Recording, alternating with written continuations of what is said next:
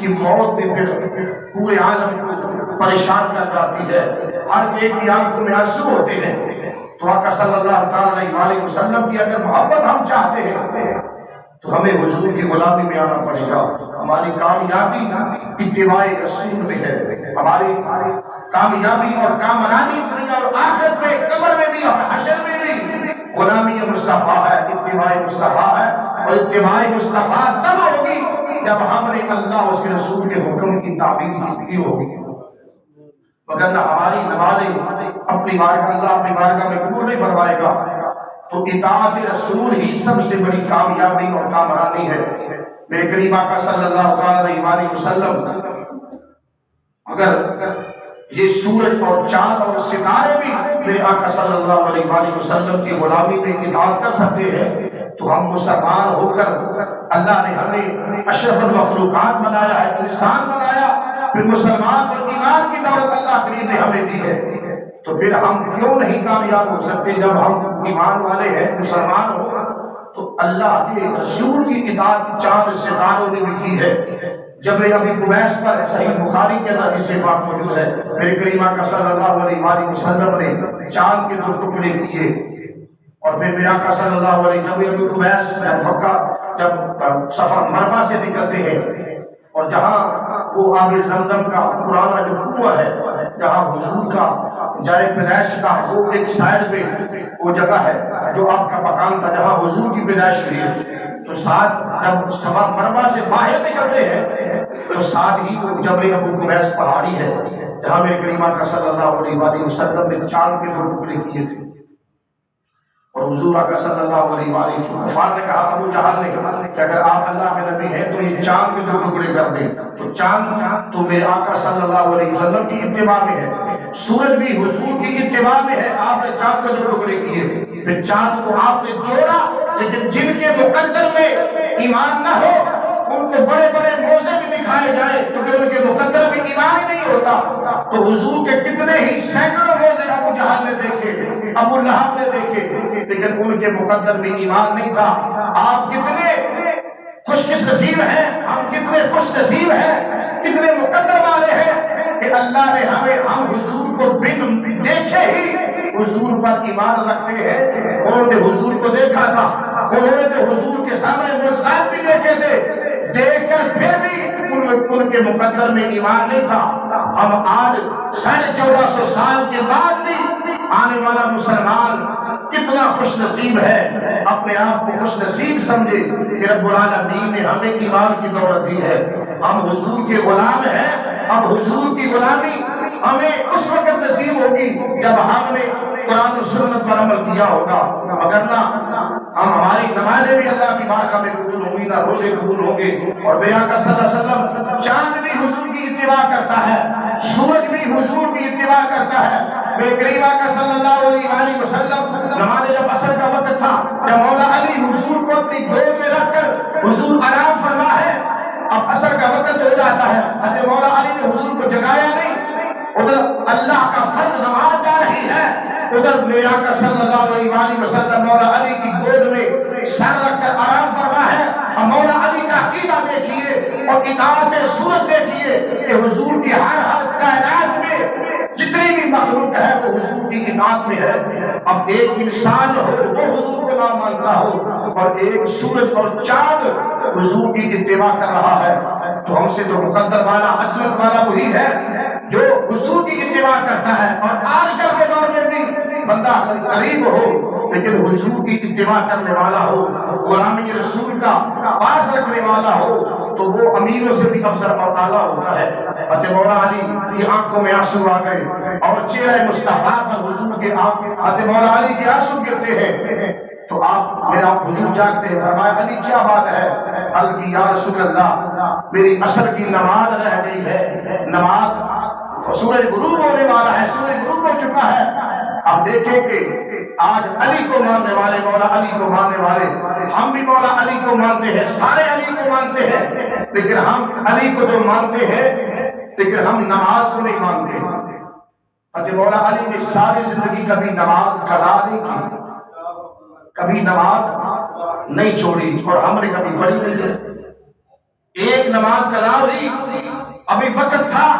مغرب کا وقت آنے والا تھا، تو مولا علی کی کیفیت دیکھیے، اللہ کا اتنا ڈر اور خوف ہے کہ ادھر حضور آپ کی گود میں ہے اور ادھر نماز کا وقت چلا گیا ہے۔ مولا علی اللہ کی بارگاہ سے اتنا ڈرے کہ آپ کی آنکھوں سے آنسو جاری ہو گئے۔ پھر آقا صلی اللہ علیہ وسلم نے فرمایا علی کیوں رو رہے ہو؟ عرض کی یا رسول اللہ ادھر عصر کا وقت گزر چکا ہے، نماز کا وقت گزر چکا ہے، اب اللہ کی نافرمانی ہو گئی ہے تو رو اس لیے رہا ہوں، آنکھوں میں آنسو اللہ کی خشیت اور ڈر سے آنکھوں میں آنسو آئے ہیں۔ جب میرا آقا صلی اللہ علیہ وسلم نے یہ منظر دیکھا تو کریم آقا صلی اللہ علیہ وسلم نے اللہ کی بارگاہ میں اپنے ہاتھوں کو اٹھا دیا اور دعا کی اللہم انہو کان فی طاعتکا و طاعت رسولکا فردو علیہ الشمس، اے اللہ رب العالمین علی تیری اور تیرے محبوب کی اطاعت میں تھا، اللہم انہو کان من طاعتکا و طاعت رسولکا فردو علیہ الشمس، یا اللہ علی تیرے اور تیرے محبوب کی اتباع میں تھا، یا اللہ سورج کو واپس موڑ دے۔ اب اطاعت مصطفیٰ یہ ہے کہ جب حضور نے فرما دیا کہ جب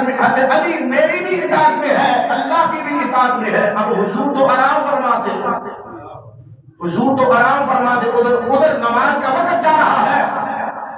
جب حضور کو گود میں لے کر حضرت مولا علی بیٹھے ہیں تو اللہ کی اطاعت میں ہے، اب حضور آرام فرما ہے، حضرت علی اللہ کی اطاعت میں ہے، اللہ کے محبوب کی اتباع میں ہے، ادھر نماز کا وقت گزر چکا، حضرت اللہ کے نبی امام الانبیاء علیہ اللہ کی بارگاہ میں دعا کی، یا اللہ علی تیری بھی اطاعت میں تھا، تیرے محبوب کی اطاعت میں تھا، فردو علیہ الشمس، اب سورج کو واپس موڑ دے۔ جب حضور نے یہ دعا کی تو سورج پھر سے واپس عصر کے مقام پر آیا۔ سبحان اللہ! یہ کوئی قصے کہانیاں نہیں ہے، یہ حدیث مصطفیٰ ہے۔ یہ صحابہ نے منظر دیکھے ہیں تو معلوم ہوا کہ نماز کی کتنی افضلیت ہے، نماز کتنی فضیلت والی ہے، نماز کی کتنی قدر ہے۔ اگر قدر پوچھنی ہو نماز کی مولا علی سے پوچھو۔ آج علی کے ماننے والے بڑے ہیں لیکن حضرت مولا علی کا نام بھی شرابیں پی کر لیتے ہیں، بھنگے پی کر حضرت مولا علی کا نام لیتے ہیں۔ یہ نام تو پاکیزہ نام ہے،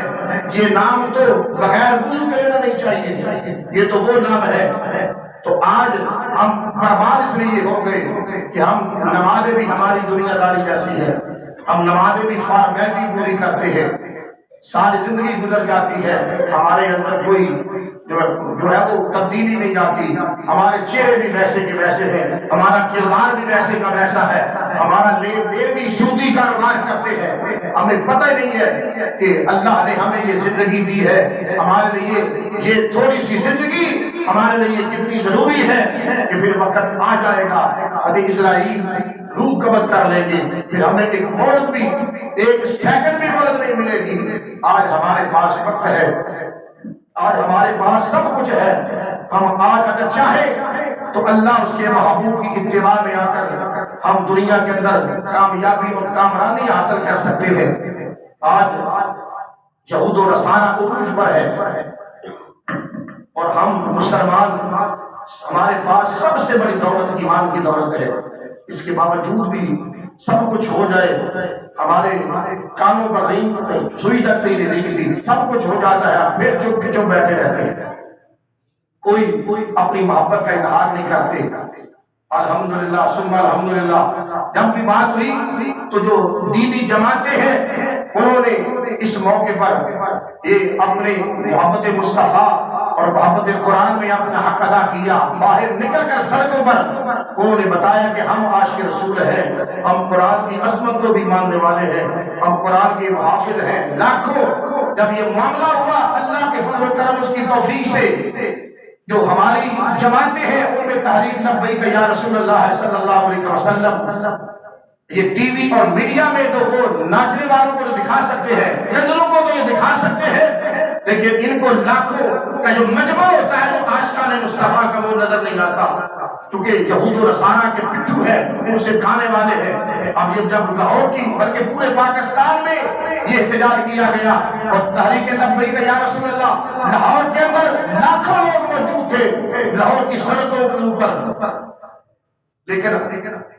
ہر بندہ اپنی اپنی جگہ پر یہ سوچے کہ یار میں دنیا میں آیا ہوں تو میرا بھی تو کچھ حق بنتا ہے، میری نمازیں کس لیے ہے، میرا قرآن پڑھنا کس لیے ہے، کم از کم ہم باتیں کرنے میں تو بڑے مشہور ہیں لیکن عملی ہمارا کردار کیا ہے؟ تو اس کے لیے ہمیں صحابہ کا کردار اپنانا پڑے گا۔ تو صحابہ نے اپنی جانیں بھی دی، کٹ مرے، سب کچھ دین کے لیے، اسلام کے لیے قربان کر دیا، تو آج ان کے نام زندہ ہے۔ تو کریمہ کا صلی اللہ علیہ وسلم اگر درخت بھی حضور کی اتباع کر سکتے ہیں، اور اگر یہ پہاڑ بھی ملا کر بھی اتباع کرتے ہیں، سورج اور چاند اور ستارے بھی کریمہ کا صلی اللہ علیہ وسلم کی اتباع کر سکتے ہیں، ہم انسان ہو کر جو اللہ کے نبی کے غلام ہو کر ہم اتباع کیوں نہیں کرتے؟ کریمہ کا صلی اللہ علیہ وسلم ماشاءاللہ جزاک اللہ مسجد کے ساتھ مسجد کا تعامل فرمائے۔ آپ کے سامنے ہی مسجد کا دوبارہ کام شروع ہو چکا ہے، اور جو باہر آپ دیکھ رہے ہیں کہنے کی ضرورت ہی نہیں ہے، بندے خود بھی جانتے ہیں، تمام نمازی حضرات ہمارے محلے والے، کہ مسجد کا الحمدللہ دوبارہ کام شروع ہو چکا ہے، اور جو مسجد کا باہر لینٹر نیما لینٹر تھا اس کو اوپر کرنا ہے، مسجد کی چھت کے ساتھ اس کو کرنا ہے، تو اس کے لیے ظاہر ہے مال چاہیے، تو اپنی اللہ نے جو توفیق دی ہے، توفیق سے اوقات سے بڑھ کر اللہ کی راہ مسجد میں بڑھ چڑھ کر تعاون فرمائے، رب العالمین نے آپ کے مال میں عزت اور جان آبرو میں اللہ کی مزید برکتیں عطا فرمائے۔ وقت رہا تھا میرے کریمہ کا صلی اللہ علیہ وسلم ہر چیز میں حضور کی اتباع کی، اب صحابہ کا عمل ہمارے لیے مشعل راہ ہے۔ انس بن مالک رضی اللہ عنہ فرماتے ہیں کریمہ کا صلی اللہ علیہ وسلم کی بارگاہ میں ہم حاضر تھے، ایک درزی حضور کی بارگاہ میں حاضر ہوا، کہتا ہے یا رسول اللہ میں آپ کی دعوت کرنا چاہتا ہوں۔ حضور نے دعوت کو قبول کیا، وقت دے دیا، دن دے دیا، جب وہ وقت آیا انس بن مالک پھر حضور کی بارگاہ میں حاضر تھے، جب وہ دن آیا تو حضور نے اس کو دعوت کے لیے وقت دیا تھا، وہ دردیوں کا کام کرتا تھا۔ انس بن مالک فرماتے ہیں میں بھی وہاں موجود تھا، جب وہ حضور کو لینے کے لیے آیا تو حضور نے چند صحابہ کو ساتھ لیا اور میں بھی حضور کے ساتھ نکلا، مجھے بھی حضور نے ساتھ لیا اور کہا کہ صحابہ فلان نبی کے گھر میں دعوت کے لیے جانا ہے۔ اب جب حضور اب دیکھیں کہ کریمہ کا صلی اللہ علیہ وسلم کے ساتھ محبت کا انداز کیا ہے، اور جو چیزیں حضور جس سے محبت کرتے ہیں وہ صحابہ اطاعت مصطفیٰ کیسے کرتے ہیں، اطاعت رسول کیسے کرتے ہیں۔ انس بن مالک فرماتے ہیں ہم اس دردی کے گھر میں گئے، اس دردی نے اپنی طاقت کے مطابق، حیثیت کے مطابق اس نے حضور کے لیے دعوت کا اہتمام کیا۔ حضور انس بن مالک فرماتے ہیں کہ اس صحابی نے پتہ چلا کہ حضور کو کدو شریف بڑا پسند ہے، حضور چھوٹا گوشت بڑا پسند فرماتے تھے، کدو بھی پسند فرماتے تھے۔ حضور کا صلی اللہ علیہ وسلم کے لیے اس صحابی نے، اس دردی نے چھوٹا گوشت بھی بنا رکھا تھا اور بیچ میں کدو شریف بھی پکا رکھے تھے اور شوربے والے تھے۔ انس بن مالک فرماتے ہیں کہ جب میں نے دیکھا کہ حضور کسی چیز کو تلاش کر رہے ہیں، حضور کسی چیز کو تلاش کر رہے ہیں، تو دیکھا کہ حضور کدو شریف کو نکال کر بڑے شوق سے کھا رہے ہیں۔ انس میں دیکھیے کہ صحابہ کا عقیدہ کیسا ہے۔ انس بن مالک کی حدیث پاک کے راوی ہے، فرماتے ہیں حضور کدو شریف نکال کر حضور بڑے شوق سے کھا رہے تھے۔ آپ فرماتے ہیں کدو شریف مجھے پہلے، جب حضور کے کھانے سے پہلے مجھے کدو ناپسند تھا، میں کدو جیسے بندے کوئی سبزی نہیں کھاتے، کوئی چیز شوق سے کھاتے ہیں، کوئی لوگ کھاتے نہیں ہیں۔ انس بن مالک فرماتے ہیں میں کدو کو ناپسند کرتا تھا لیکن میں نہیں کھاتا تھا، اور جب مجھے پتا چلا کہ حضور کدو شریف بڑے شوق سے کھاتے ہیں تو آپ نے پھر اللہ کی قسم کھائی، فرمایا کہ جب میں نے یہ منظر دیکھا کہ حضور کدو کو بڑا پسند کرتے ہیں اور میں ناپسند کرتا تھا، آپ نے فرمایا واللہ احب الطباع بعد یومئذ، فرماتے ہیں مجھے اللہ کی عزت کی قسم ہے پہلے میں کدو کو ناپسند کرتا تھا، جب حضور کو دیکھا اب مجھے کدو مجھے بھی محبوب ہو گیا۔ سبحان اللہ۔ جو سبزی کھائے تو صحابہ تو اس پر بھی عمل کرتے ہیں کہ یہ حضور کو بڑی سبزی بڑی پسند ہے اور صحابہ بھی اس پر عمل کرتے ہیں، یہ ہوتی ہے اطاعت مصطفیٰ۔ اگر کھانے کی بات ہو تو صحابہ عمل کرتے ہیں، اگر میدان جنگ میں نکلنے کی بات ہو تو پھر بھی صحابہ آگے آگے ہیں۔ میرے آقا پوچھتے ہیں صحابہ جانا چاہیے یا نہیں جانا چاہیے، تو صحابی عرض کرتے ہیں حضور کے کے غلام کہ یا رسول اللہ آپ ہم سے پوچھتے ہیں، ہم کوئی قوم موسیٰ تو نہیں ہے کہ ہم کہہ دیں کہ اے موسیٰ آپ جانے اور آپ کا رب جانے، ہم تو یہاں بیٹھے ہوئے ہیں۔ حضور کے صحابہ کہتے ہیں یا رسول اللہ ہماری جان، ہمارا مال، ہمارا سب کچھ آپ پر قربان ہے، اگر آپ حکم دیں گے تو ہم سمندروں کے اندر بھی گوڑے ڈال دیں گے۔ سبحان اللہ۔ تو اگر کھانے کی بات ہو تو حضور کے صحابہ کا نعمت دیکھ لیجیے کہ صحابہ جو حضور جس چیز کو پسند کرتے ہیں صحابہ اس چیز کو پسند کرتے ہیں، اور اگر جنگ میدان جنگ میں نکلنے کی بات ہو تو صحابہ اپنا سب کچھ اسلام کے لیے قربان کر دیتے ہیں۔ سبحان اللہ۔ یہ اطاعت مصطفیٰ ہے اور کریمہ کا صلی اللہ علیہ وسلم۔ اور میں آپ کو بتاؤں کہ جو حضور کی غلامی میں بندہ آ جائے پھر حضور اس کو کیسے نوازتے ہیں۔ حضرت انس بن مالک رضی اللہ عنہ فرماتے ہیں میں نے حضور کی دعوت کی، حضور ہمارے گھر میں تشریف لائے، حضور نے کھانے کے بعد ایک جیسے گھروں میں کونے ہوتے ہیں کپڑا روٹیاں رکھنے کے لیے، حضور نے ایک کونے کے ساتھ اپنے ہاتھوں کو صاف کیا۔ اب ظاہر ہے ہمارا عقیدہ ہے کہ جس چیز کی نسبت حضور سے ہو جاتی ہے اس کو کبھی آنکھ اثر نہیں کرے گی۔ اب حضور نے ایک کونا، حضرت بن مالک فرماتے ہیں کہ حضور نے کھانا کھانے کے بعد ایک کونے سے کپڑے سے ہاتھ صاف کیے اور پھر حضور نے فرمایا اس کو دھونے کی ضرورت نہیں ہے، جب بھی یہ میلا ہو جائے اس کو چلتے تندور میں پھینک دینا، پھر نکال دینا، یہ صاف ہو جائے گا۔ تو یہ حضور نے عمل بتا دیا۔ حضرت انس بن مالک فرماتے ہیں جب بھی وہ کونا گندا ہوتا نا تو میری بیوی چلتے ہوئے تندور میں پھینک دیتی، اس کو آگ اثر نہیں کرتی تھی، وہ صاف ہو جاتا تھا، پھر اس کو باہر نکال لیا جاتا۔ سبحان اللہ۔ اب وہ نسبت مصطفیٰ ہے، جس چیز کی نسبت حضور سے ہو جاتی ہے اس کو آگ اثر نہیں کرتی، اور پھر جو حضور کا عاشق ہو، غلام ہو، پھر حضور کی محبت میں وہ قرآن کی ناموس کی حفاظت بھی کرتا ہے، ناموس مصطفیٰ کی حفاظت بھی کرتا ہے، نمازوں کی محافظت بھی کرتا ہے، اللہ کے بارگاہ میں صدقہ و خیرات بھی کرتا ہے، اللہ کے مسجد میں بھی وہ دیتا ہے، نیک کام بھی کرتا ہے۔ تو آپ اندازہ فرما سکتے ہیں کہ وہ بندہ اللہ کی بارگاہ میں کتنا مقبول ہوگا غلامی مصطفیٰ کی وجہ سے، کہ ایک پورا جس کو حضور کا ہاتھ لگ جاتا ہے اس پر آگ اثر نہیں کرتی، گندا ہوتا ہے۔ حضرت انس بن مالک کی بیوی ان کو چلتے ہوئے تندور میں پھینک دیتی ہے، اس کو نکال دیتی ہے، حضرت انس بن مالک فرماتے ہیں وہ صاف ہو جاتا ہے۔ سبحان اللہ۔ آج ہم غلامی رسول ہم سے یہ تقاضا کرتی ہے کہ مسلمانوں کسی وقت بھی دنیا سے چلے جانا ہے، زندگی کے اندر تمہیں اگر بہترین موقع اللہ نے دیے ہیں، جوانی بھی دی ہے، تو اس کو اللہ کی راہ میں خرچ کرو۔ پوچھا جائے گا تم کو جوانی دی تھی کہاں خرچ کیا، اس کو تمہیں مال دیا گیا اس کو تم نے کہاں خرچ کیا، یہ سب کچھ ہم سے پوچھا جائے گا۔ اللہ نے جوانی بھی دی ہو، مال بھی دیا ہو، سب کچھ اللہ نے دیا ہو، تو پھر ہم نے اس مال کو کہاں خرچ کیا؟ بہترین مال وہ ہے کہ اللہ کی راہ میں اس کو خرچ کیا جائے۔ حضرت ابوبکر صدیق رضی اللہ عنہ کا عقیدہ دیکھیے، حضرت ابوبکر صدیق فرماتے ہیں کہ میرا عقیدہ یہ ہے کہ میری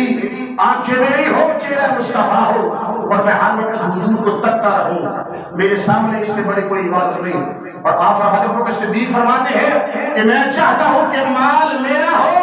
اور میں حضور پر قربان کرتا رہوں، سبحان اللہ، دین پر قربان کرتا رہوں، تو میرے لیے یہ سب سے بڑی شہادت ہے۔ تو معلوم ہوا کہ مال اگر اللہ نے دیا ہو تو اپنے اوپر بھی خرچ کرو، اپنے بچوں پر بھی خرچ کرو، اللہ کی راہ میں خرچ کرو گے تو اللہ فرماتا ہے کہ میں 10 دنیا میں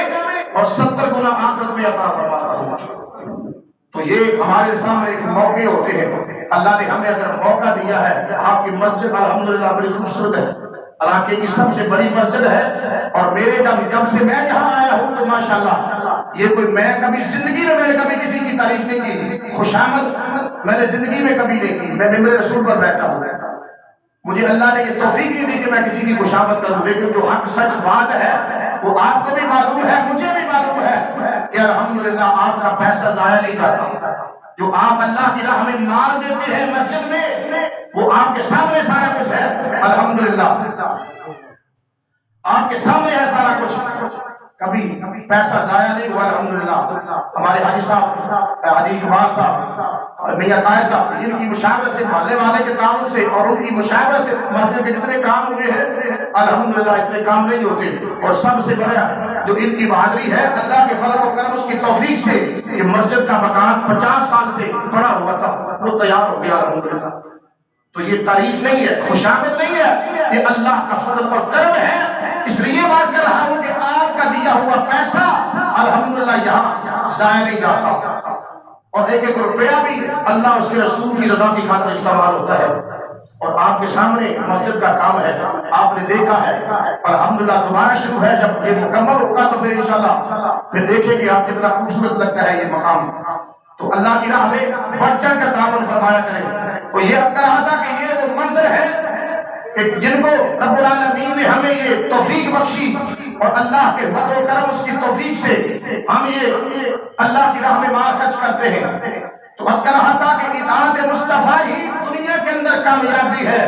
قبر میں بھی کامیابی اتباع مصطفیٰ ہے، اور حشر میں بھی اتباع مصطفیٰ ہماری کامیابی ہے۔ اگر چاہتے ہیں کہ اللہ ہم سے راضی ہو جائے، اگر چاہتے ہیں کہ اللہ ہمیں دنیا میں عزت عطا فرما دے، جیسے اللہ نے حسن و جوانی دی ہے، مال دیا ہے، مکانات دیے ہیں، اولاد دی ہے،